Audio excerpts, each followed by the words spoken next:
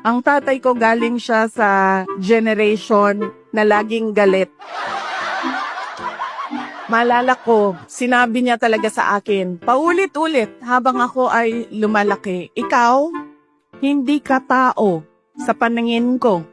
Napaisip ako, pusa o aso? Hindi ka tao sa paningin ko kung hindi ka abogado o doktor. Alam mo, kung hindi mo ayusin yung law school mo, magiging kabit ka lang ng politiko. Pwede ka mag-aral ng mabuti, magiging halaman ka lang dyan sa gilid. Ganyan yung force by which he emphasized into my brain that I need to become a lawyer. Hindi sa nanay ko dahil ang nanay ko sobrang supportive nun. Kahit maging halaman ako, didiligan ako nun eh. Ganyan kabait ang nanay ko.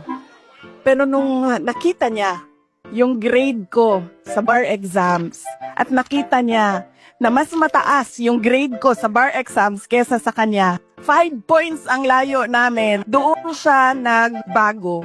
Pag every time nababanggit yung grade sa bar, hindi na siya talaga nagsasalita.